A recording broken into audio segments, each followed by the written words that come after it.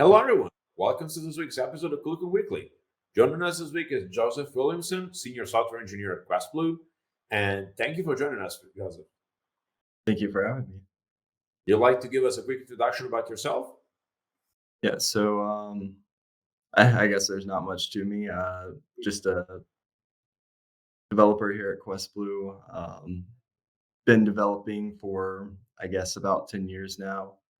In the VoIP industry, only for about 5 years. So I guess I'm rather new to the VoIP industry, still learning how to navigate around here. Oh, cool. So QuestBlue, I think most people actually know what QuestBlue does, but just in case, could you give us a quick intro about the services company offers, what the product is, etc.? Yeah, so we're a wholesale SIP provider, but we also, I guess most people probably know us from SIP trunking and Yeah. offering DIDs, SIP trunks, and services. But we also offer a lot more than that. So we do faxing, we offer our own hosted servers, and we're constantly looking for solutions to other things. So people come to us with problems that most other big companies won't solve because they've grown beyond that point. We try to help everybody with whatever solutions they need, like ATA devices for fax machines and things of that nature. Good. Yeah, I think there's again, QuestBlue has been in the business for a while now. It's one of the originals in some areas, so it's really good to see you doing new things. So I know in particular you're focusing on database work. So can you, I mean, tell us more about that? Yeah, so I'll actually share my screen real quick so Absolutely. I could take you through the journey that I went through. Awesome. Love journeys.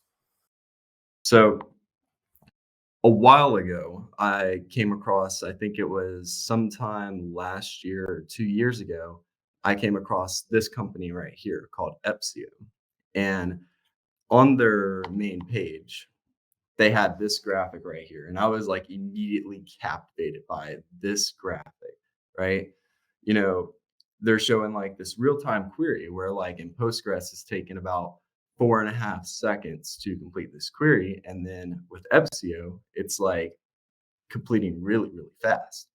And I think anybody who's ever dealt with like big data and databases or has really like needed data fast, or your page is taking like 2 seconds to load and it's all due to one query like taking a long time to load, is dealt with like this kind of pain, right? And so you see this and it's captivating. And I thought, wow, how did they do that? That's pretty incredible, right? And as I got to looking into it, I realized, oh, it's only for Postgres, right? And like it died for me there.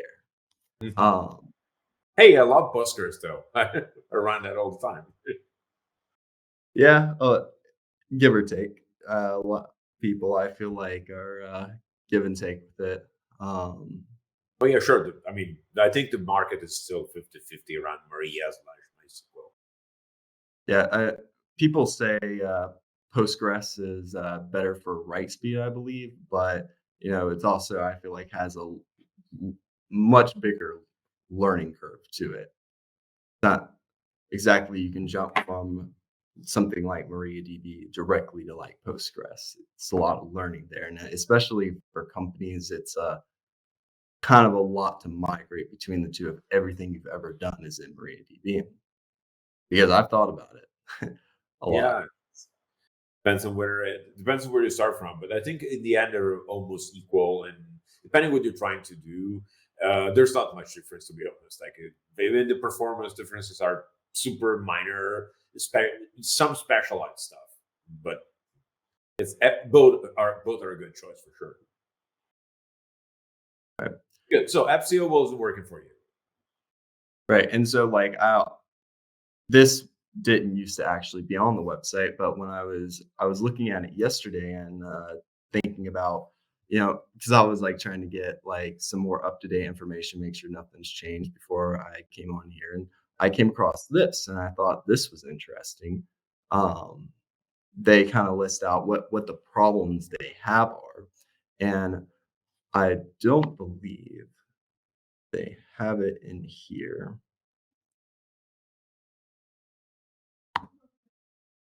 This is where it was. So one of the things that I also hated about Epsio was the fact that it changes the actual, like, you have to call it, it's not SQL, right? I mean, it is, but it isn't. You have this other managed program that you now have to keep track of. You have another server you have to keep track of, another process. If that process breaks, then your database becomes out of sync, and it's not really, you can't rely on this data to be correct, right? There's so much that can go wrong with this. And the same thing for Materialize is you can't rely on the data. Um, and a lot, if you do some research on the internet, a lot of places will tell you, well, create summary tables, right? And that's how you get your data to be fast. If you have a complex query that takes a long time, just create summary tables. And that does actually work for a lot of cases, but there's still the case that what if the script that creates the summary table breaks? What if something goes wrong with there's a bug? Then your data also becomes out of sync, right? So there's not really good ways to guarantee that the data in these summary tables is going to be correct. And a while back, I just started to think, I was like, how did FCO do that? Like, how could they have managed that, right? I mean, they built like some separated program to be able to run the calculations when the tables are updated. And of course, it's fast because they use incremental changes and they use these views. But I thought, what if you just use triggers, right? And for anybody who's not like well versed in triggers, right? Like triggers can, not only can they can't they could break things, or your data could not be correct if you didn't cover an edge case. So I thought about making a simple interface, right? Where you put in some data and it creates the trigger code for you. Now, for example, I'll pull this up. So I have a table. Okay. That was probably a mistake. Yeah, I don't know how many rows we have in there, but Yeah, there's 10 million rows in here. So this is just a oh, sample database I created and filled it with some random data, right? And there's roughly about 10 million rows in here. That probably take a minute as well. Yeah, about 10 million. But almost if precisely. Yeah.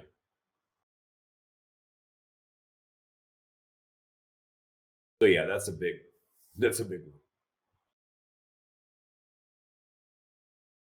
so if I was running this query, it's gonna take, I guess, roughly about 8 seconds, round about that number, about 6 seconds, right, to get that number. But if I sat here and I said,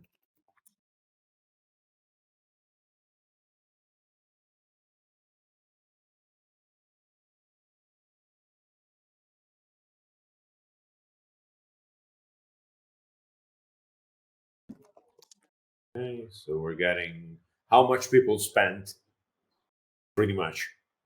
right,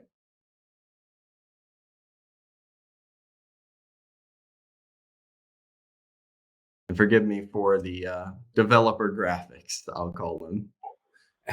I'm Bootstrap is my favorite. So you can see for each of the insert, update, and delete, it's created a trigger, right? Relative to that query. So if I come back here, well, that's probably not a good way to display it. That's a little bit better. You can see the triggers are created in here, and you could also see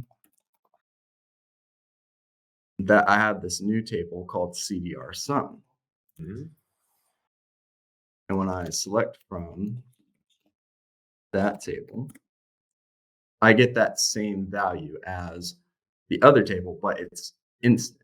right? And I create a little program here to be able to insert a lot of records into the database. So I'm just gonna, for I guess validation's sake, I inserted 1,000 new rows.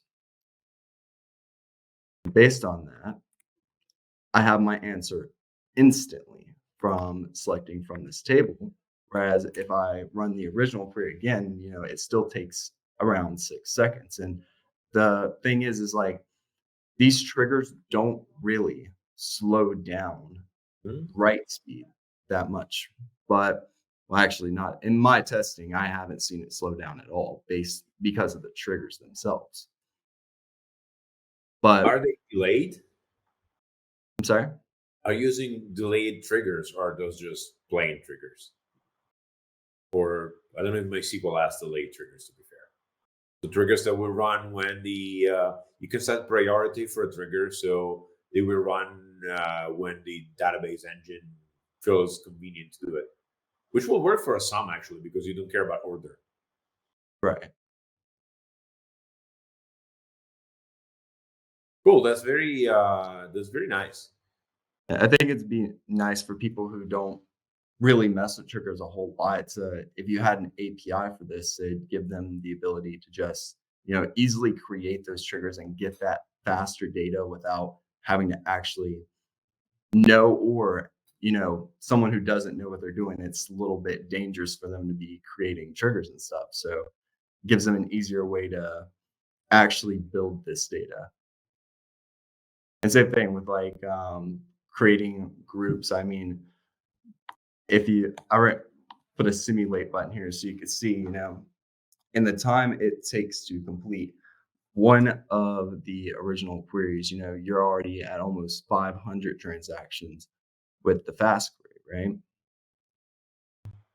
So it's a big difference, and it's all native. Whereas, Wow, that's 6 seconds compared to 15 milliseconds.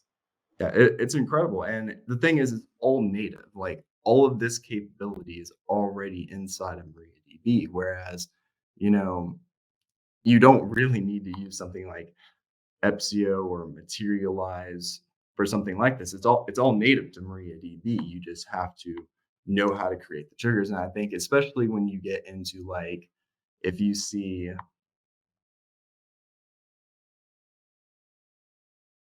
Oh, okay, yeah. I was exactly about to ask about grouping. yes, uh, that's probably a huge thing if you want to know, like, I want to know the user ID and the sum of how much each user spent, right?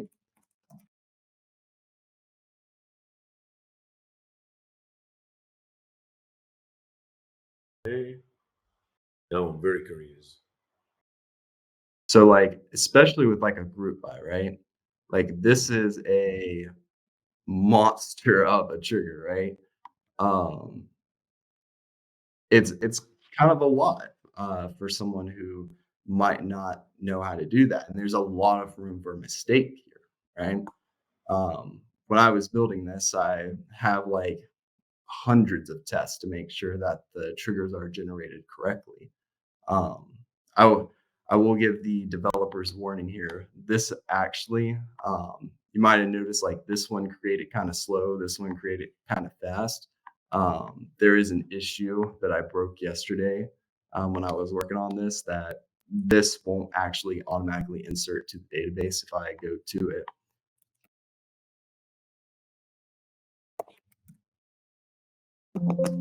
You'll see they're not in there. Yeah, no. Little bit of an issue with like the PDO driver for interacting with MySQL, but You the can trigger run at least you can run those queries manually, correct? right.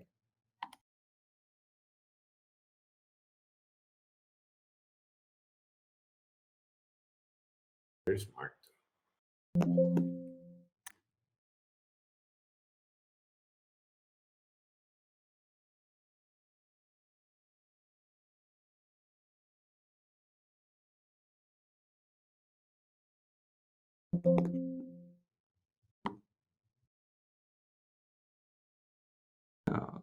Okay, yep. Yeah. That Man, is there's the error right there. copy pasting, copy pasting queries never works out quite well. Yeah, I can, fix that one, but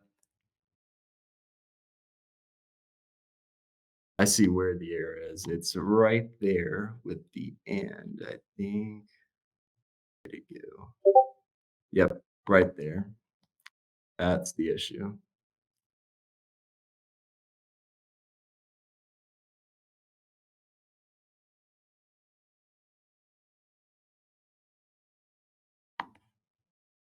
So, obviously, we still got some work to do on this, but I think, like, for people who don't know triggers, I mean, this would be a lot to create for, like, you think someone starting a small business, right? And they got a little bit of development experience, not a lot. They know enough to get by, but they're running into big data issues. Like especially like in the VoIP industry, CDRs grow at a very rapid pace, and there are other ways. There's databases built specifically for analytics. There's a lot you can do. There's no shortage of software anywhere, right?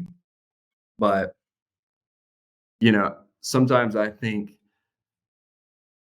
a while ago, somebody told me like the best advice for like getting stuff done was you need to think laterally about solutions, not just think about how to get from point A to point B with your existing technology, but think about how to make all your technology work together to provide a better solution.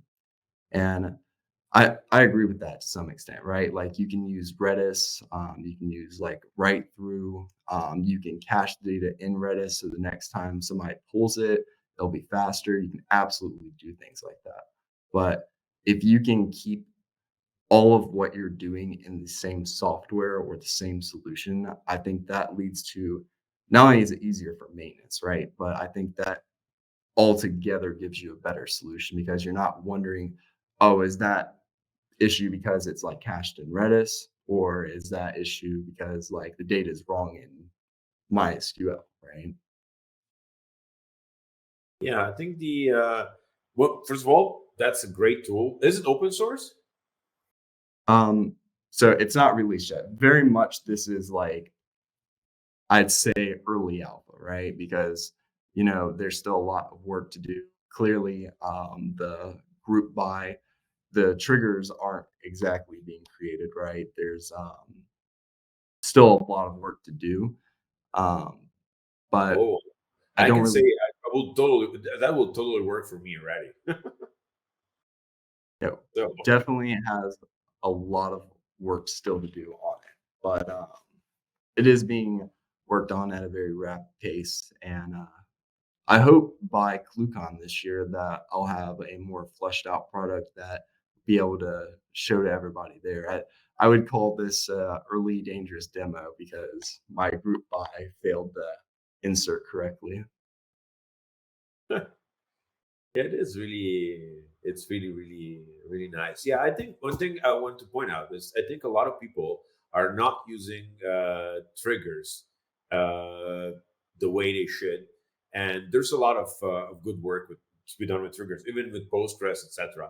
We've all fallen into, as I'm a not even a web, I'm an application developer, backend developer. We're all fallen into the habit of using, many frameworks have callbacks when you do something to a record. So you can, but those are not really built into that database. Those depend on code. So if your callback, for example, you could do a callback where you update the total when you insert a CDR, but that will do a query every time, and that will be run by your own application. If your application has something wrong, say I don't know, the query fails or there's something missing in the object that you're invoking, you will end up with a total that's out of whack, and you will never know. While Right. the trigger will fail as part of the transaction group, and everything will be still in line. Plus, let's be honest, triggers are faster. Yeah, I mean, it lives where the data lives, and so you don't have that latency of even if you have a callback, right? You still have that latency of going to the database and back to your application. Um, and like you can't guarantee data consistency there. Like with triggers, you are guaranteed data consistency provided that your trigger is correct. Because of course, if the insert failed for some reason, say again you didn't specify the correct foreign key or whatever, or a field that's you're sending a null value for something that's not null, the trigger will simply not happen. While in code land, you even run the risk of the reverse. Now that I think about it, since you're updating the total separate from the main insert, it's very well possible that your insert fails, but your total gets updated. So now it's too high. It's really it's easily gets into a tricky situation. So I really like this. So few technical questions. Love asking technical questions to developers because there's a lot of developers watching the show. So what language is this written in? So don't hate me. Please don't hate me. I wrote all this. So this is an interface really only, right? Its goal is to allow you to put in some data and then put that data into the database, right? So this was written in PHP. What's the problem Um, with PHP? I made a living out of PHP for like 10 years and then switched to Rails, mostly because I had to, frankly. Like I was asked to, and I like Rails since, but PHP is great. It is no longer so for the people watching, PHP is no longer the PHP 4 that we all fondly remember. It is a great language now. yeah, I say it's every update it's looking more and more kind of like C. It is very good, and there's no. I mean, uh, I work with people who write very good Perl, and they are very good at it. And what they write in Perl is outstanding and powers even some of SignalWire's infrastructure. But it's those 5 people who are very good at it that make it good. I'm terrible at Perl. I think PHP has a little bit of the same problem. You have to be good at it to not do bad things. It's kind of similar to what you'd get with JavaScript these days. All those languages suffer from the same issue. You come back momentarily. So, okay, perfect. So, well, can you tell a bit more about what your stack is in general? So, aside from PHP, which frameworks, which databases you use, if there's anything else that's not MySQL, always, especially if it's open source stuff.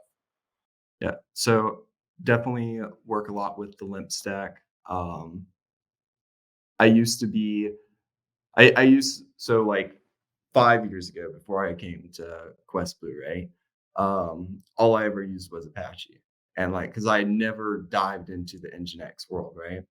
And when I first my first experience with Nginx was like, this is all so weird. Like, I don't understand what's going on. But a year later, I would never go back to Apache. Nginx just like far and above like Apache in my mind.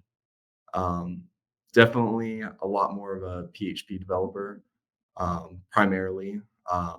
C sharp when I'm feeling like doing a personal project.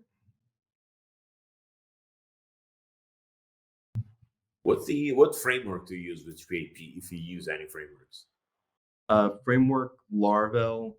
If it's something small like a little API, I'll use like FastRoute by I think Nikki makes that. That's open source. Oh, I've never heard of that. It has to be something like Flask for PHP or Express for Node, where it's just what you do. You just define the endpoints with the simple functions, right? Yeah, you define the endpoints, and those are you define where those route to. Yeah. Okay, yeah. So it's easy enough. Well, I feel like PHP has matured in a great tool. So, do you use anything for caching like Redis or Memcached? So, which one? What's your opinion on the recent Redis change of license? If you have any.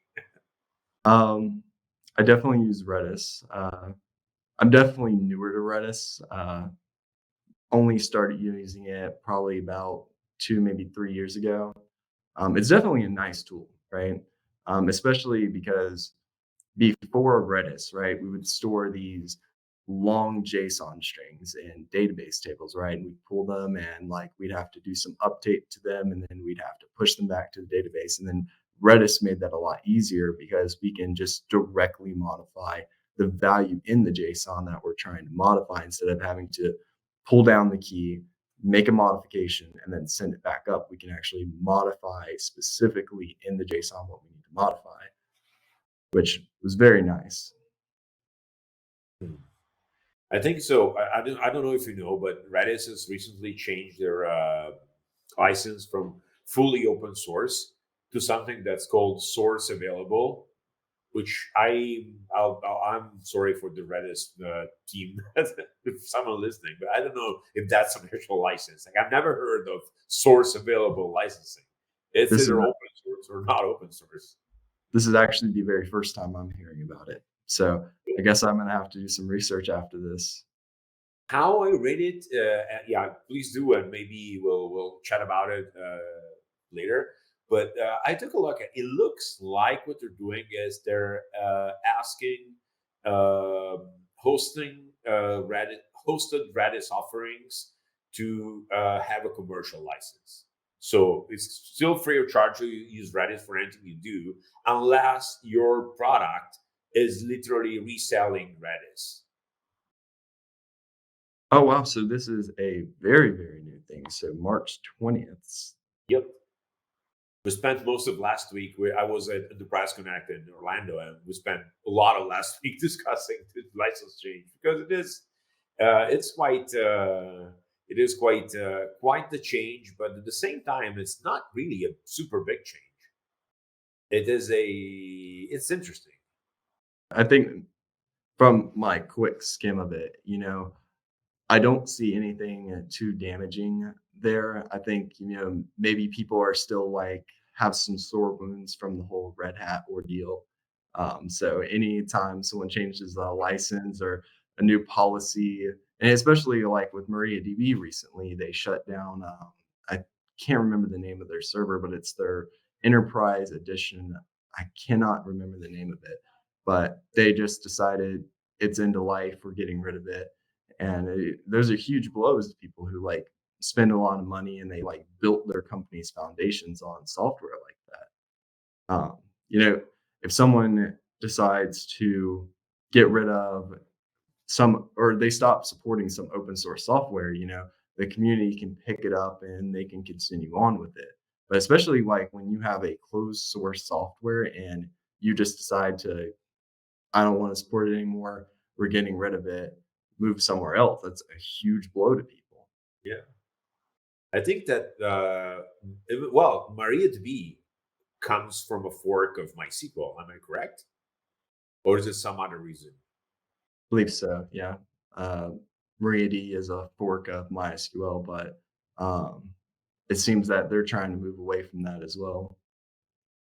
Yeah, it's so weird. So yeah, anyways, the Redis licensing change really just affects anyone who's reselling Redis as is, as a service. So those manage Redis, Amazon has a managed Redis, Google has everybody has a managed Redis, and those will need a commercial license.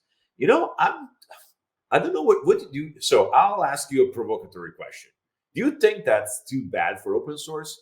Like in the end, aren't they just trying to make sure that people don't resell their work of a community of hundreds of people without any recognition effectively? No, like I agree, to a certain extent, like if you look at MariaDB, they have the foundation and they have the open source. Or is it the opposite way? They have a for profit and they also have the community, right? And the company funds the community, right? Because they need money to fund development.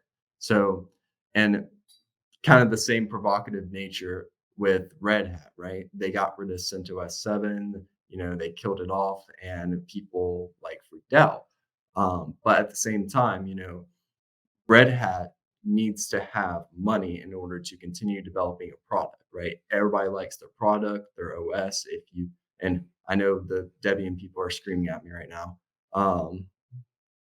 But people do like their product. And in order for them to continue developing a good product, they need funds to do that. So if CentOS is a money drain and they're not funneling people into their paid product, they're not getting the revenue.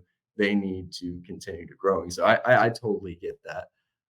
Do I like it? No, but I get it.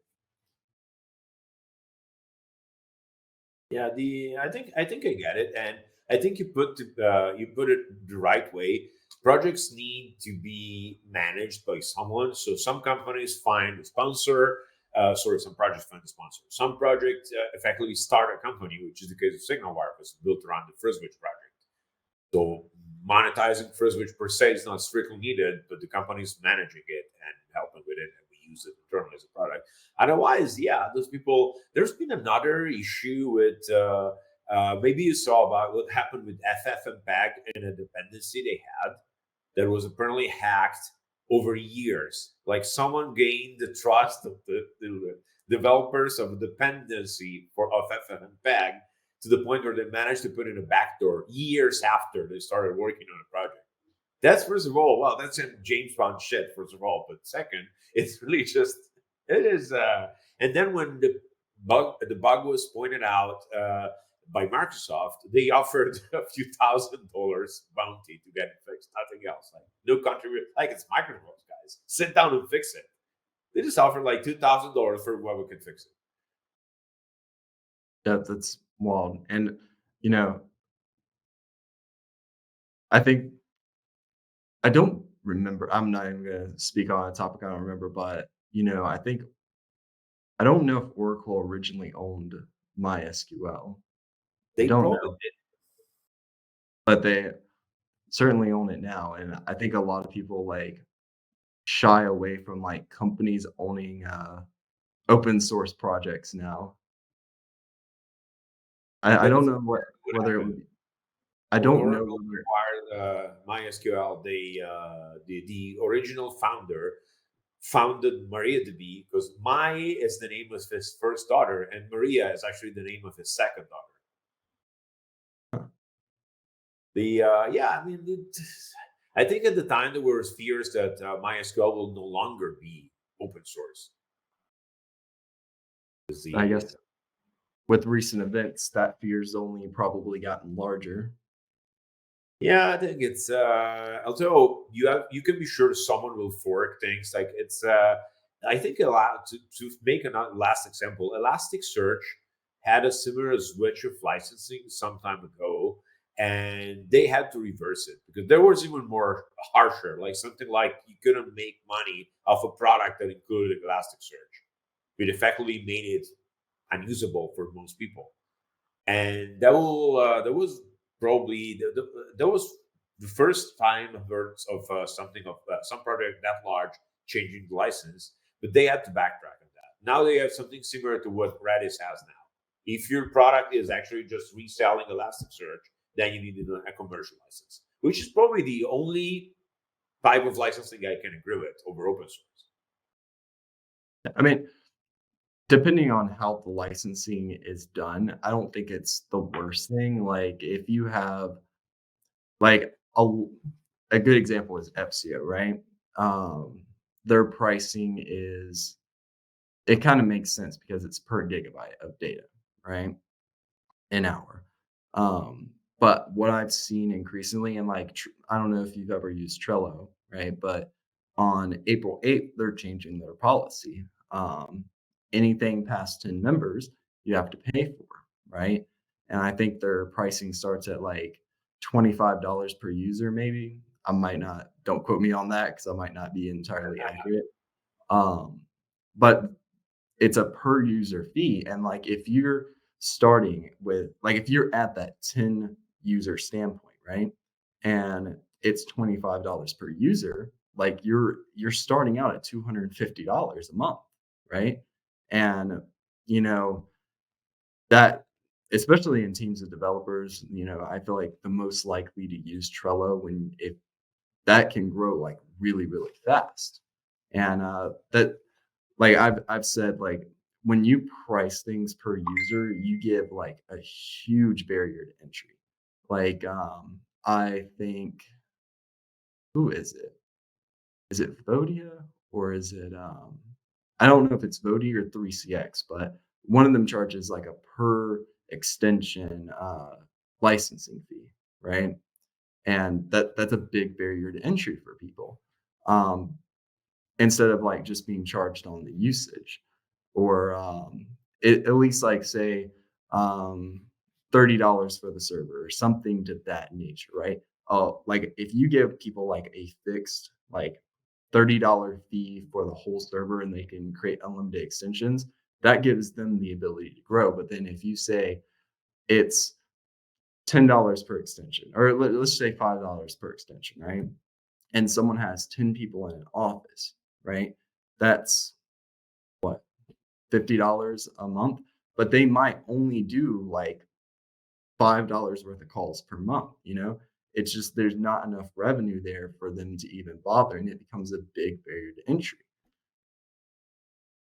So I Yeah, guess it's all it really depends on what you're offering. So some products do have value with per seat licensing. Some others don't. In telephony, it's really what you put around it. If it's just a SIP registration, then by all means, that's too much. If there's more, like you can store data, you have different ways to access it. You doing some call routing, so you can do multiple device ringing, etc. It's something that might work. Of course, it's always about the price point at that point. But I generally agree that the more you can make your pricing usage based, the more it works out in the long run because people will start small and then grow with you. And if someone goes big, you both make money, everybody's happy. right. It's definitely like I would always prefer like I think I would prefer an inferior product with a fixed price or a usage-based price over something that had like a per user price. Yeah, the again, it really depends on what the. Then again, most of what we do internally in telephony is based around usage, so maybe it's a bit easier for us. Yeah, We perhaps. we since you're buying by the minute, you're selling by the minute. It's a bit easier. Some others might have different situations. Well, Joseph, thank you for joining us today. I mean, it was a great chat and good work on FastQuery. I mean, that's really a nice tool. Please push it somewhere, and so we can put a link to your GitHub repo on the below the post, and just maybe people can contribute or take a look with you. That would be awesome. Yeah, looking forward to that. Definitely will have more to show at ClueCon. Hopefully by then it's a more fleshed out product and we can give it out to people. Yeah, and well, since you mentioned ClueCon, come meet us at ClueCon. It's in Chicago, and the second week of August, from the 12th to the 15th. It's the usual fun, and this year is going to be the 20th year that ClueCon is held. So it's going to be we're have even more surprises, and celebrations, and I'll be there. Joseph will be there. So happy to see you all there. Cool. So again, Joseph, thank you for joining us today. It was a great chat. Went through a few tools, went through a few ideas, and spoke about licenses and open source, which is always an interesting session. And looking forward to meeting you at Luca. Same to you. And for the rest of the people, I'll see you next week. Goodbye.